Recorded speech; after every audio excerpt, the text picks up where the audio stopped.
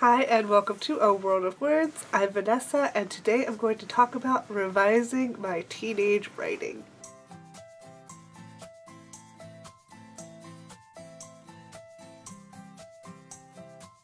So first I feel like in my writing vlogs it might be a little bit confusing what series I'm talking about since I don't actually name them. So I'm just going to say that I have my first series that I started as a teenager that I'm working on, and I'm currently writing the second book in that series. And then I have my second series that I also started as a teenager, and I just finished the first draft of the first book in that series. And then I have my third series, which I started maybe a year and a half ago, and so I'm still just writing the first book in that series. So when I talk about my series, I have my first series, I have my second series, and I have my third series. So hopefully that makes it a little bit less confusing, and when they get published, I will clarify which series is which so you know what I'm talking about. So right now I'm on the second book in my first series, and it might not actually end up being the second book because I might be cutting the first book in half, so the second book might actually end up being like book 3 part 1 or something like that. But for now I'm just going to say it's the second book in the series because this is the second full story in the series. So actually in my teenage years I had finished the first and second book in this series, and so now I'm revising it because it needs to be revised, and I'm adding all these other subplots and things to it to make it a lot more intense and to make it a lot better. A lot of times when I revise my series, I am not so much revising as just like adding stuff. So I'm just adding new scenes. A good half of it is probably completely just new scenes, and what I have from my teenage writing is like a lot of times I just kind of save the dialogue from it, like the main point of the scene, and then I just add something else onto it. But this is a big chunk of stuff that is a really important scene. Well, it's not so much important scene as it's a really entertaining scene. It's one of my personal favorite scenes. And it's this kind of like adventure chase type scene that's kind of crazy. I just really love the scene and I'm keeping it. It's this really large chunk. It might be a whole chapter. It might have to be split into a couple different chapters because it is pretty long. So I'm trying to balance my old teenage style of writing to my current style of writing, since my current style of writing has changed so much. So basically my teenage writing was, like, it was really funny. Like, there's a lot of dialogue. It's very dialogue heavy, so it's a lot of just witty banter back and forth between the characters, and it's like snap, snap, snap, and then like they do something really fast, and there's not a whole lot of description, because I think I've mentioned before, description is what I struggle with the most. There's not a whole lot of description in it, so it's kind of like talk. They do something, it's like an active description of what they're doing. Might not even be the best description of what they're doing, if we're going to be completely honest. And then, they run off into the next thing. It's a lot of dialogue, and it's a lot of action. Not that much sensory detail. I mostly focused just on sight. I didn't really focus on hearing. I didn't really focus on touch, taste, smell. I rarely ever focus on. I always have to remember to focus on smell because I have a lot of allergies. So half the time, I don't smell things at all, which some people might think is really weird, but it's just I'm used to it, really. So it doesn't really bother me. When I'm using sensory details, I have to remember to use smell because I always forget about it since I don't use it myself very often. And when I can breathe through my nose, it's like a big shock. I'm like, oh, that's cool. It sounds kind of sad, but it's just I'm used to it, so I don't even care. I have very few sensory details other than sight, and my main problem is the dialogue because I like the dialogue. The dialogue is good. It's very fun. It's very funny. There are a lot of jokes. It's a lot of snappy comebacks. My characters are all quite witty. I do have to think about voice a little bit more though, since I have gotten to the point where back then 2 of the girls were almost interchangeable.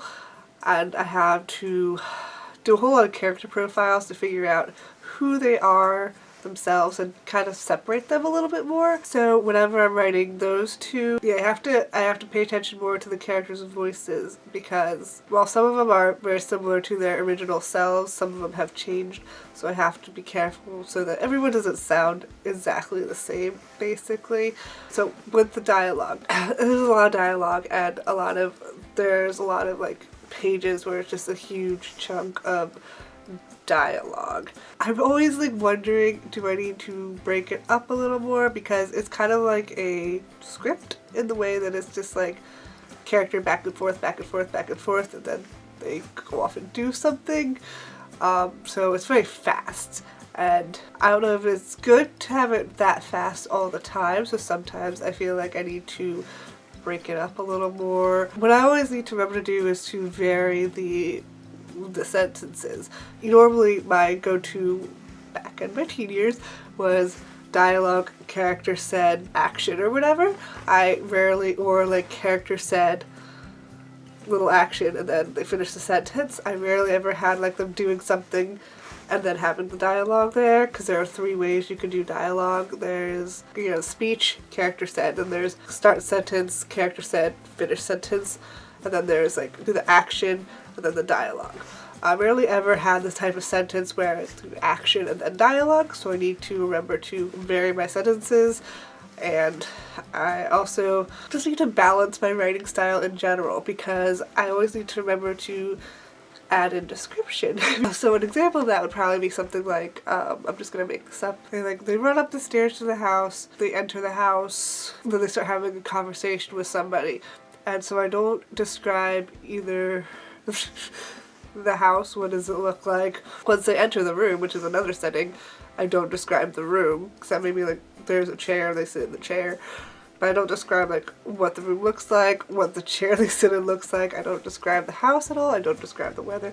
I really just don't describe hardly anything at all. So I always need to remember to stop and slow down, since I can get caught up in the action of what's happening, since it is so fast paced, that I need to like remember to stop and describe a little bit. It doesn't have to be a lengthy description, just a quick description to ground people. Also, like with a lot of interiors, it is helpful to describe the interior, because the description can help with like the mood and the tone and everything, and I don't have a lot of that. I don't have a lot of mood and tone in my teenage writing, so I always have to go through and be like, okay, what's the tone of this scene? I need to add all of that in. Also, another thing that I need to pay attention to is my point of view, because my point of view has changed. In the book was originally omniscient point of view, so basically it was third person, it was omniscient, so it was all of the characters all of the time. So now I've changed it to multiple point of view, but it's third person limited.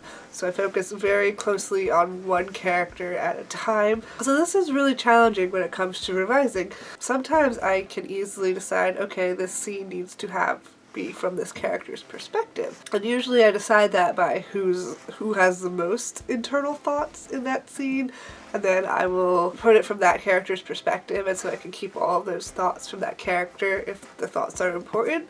And then the other thoughts that I have from other characters, I either can try and can see if they would reasonably say it out loud or mutter it or something, and then I could keep that in there.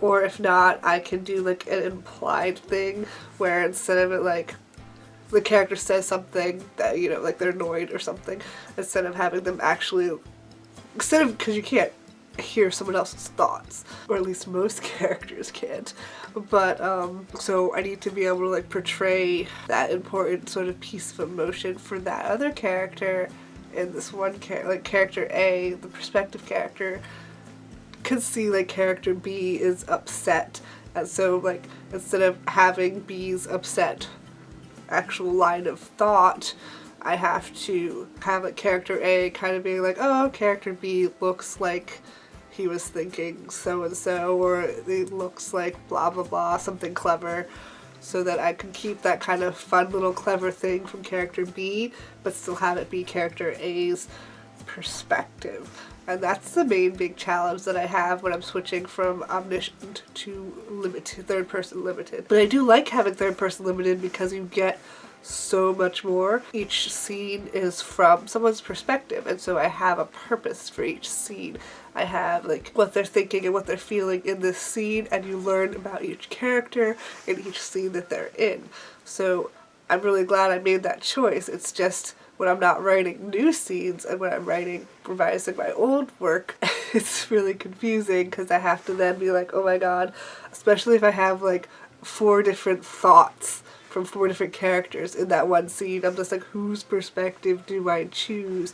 Because like I said before, I didn't have a whole lot of emotion in it. So the old like original draft, it didn't really matter whose perspective it was because it was very plot and dialogue driven without so much of like an emotional thing happening. But now it's like each scene has a lot more emotion in it. So I need to decide whose perspective will readers get the most out of.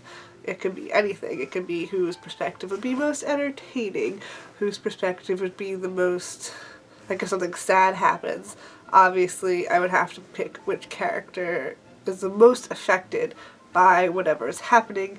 Basically, yeah, I have to pick, for all of them, I basically have to pick which character is most affected by whatever's happening in that scene, and so I use their perspective, and then I have to decide if the thoughts from other characters could be maybe implied in their expression. Could they speak the thoughts out loud, which is another thing that I can do often, especially if it's a best friend's thought, that they could like just like whisper their snarky little thought to the point of view character, or do I leave it out? Do I make it implied? All of these things, how to do that. And in this one big scene in particular, I'm ending up splitting it into a bunch of different perspectives because the characters themselves have split up during this little action sequence where like it's like 2 or 3 of them at a time are like running around and doing different things. So I have to decide which of the 2 perspectives it should be, and so that I need to have just their perspective and make sure it like seems like their perspective and how they would describe things and how they would perceive the events. And also I have the people, because it's a chase scene basically, I have the people who are chasing them, and I have some from their perspective too, because a lot of the stuff that I had written was omniscient, so I had like stuff when it was just between a couple of the people chasing them, so I switch it to like one of the pursuers' point of views so I could have all their stuff in there, because that was also pretty funny. So it's a lot of like splitting, and I'm like kind of worried that it's a lot of like really short cuts and craziness happening. But I guess it kind of might work for the scene, either that or I could rearrange things so that it's not such quick cuts. I could take a longer chunk of just the same characters, or should I leave it as like quick snaps back and forth, kind of like a movie with quick cuts between like these 2, these 2, these 3. And then the people chasing them. So basically that's what I'm dealing with right now. It's just a lot of balancing when your old writing style is so different from your new writing style. And plus the whole perspective change thing is happening too. It's a bit of a challenge, but it's also kind of fun, especially since I do really like these scenes that I'm keeping in. Another thing that I do tend to do is I have like my old scene, again, a lot of them are pretty short, so I use that as like that information that needs to be there from the original work, and then I have this new scene that I want to have happen too, like maybe like emotional character development type stuff that I want to have happen. I will have like the original scene kind of be the lead in to the next scene, so I just kind of smack that on more delicately, of course, with like that point of view character.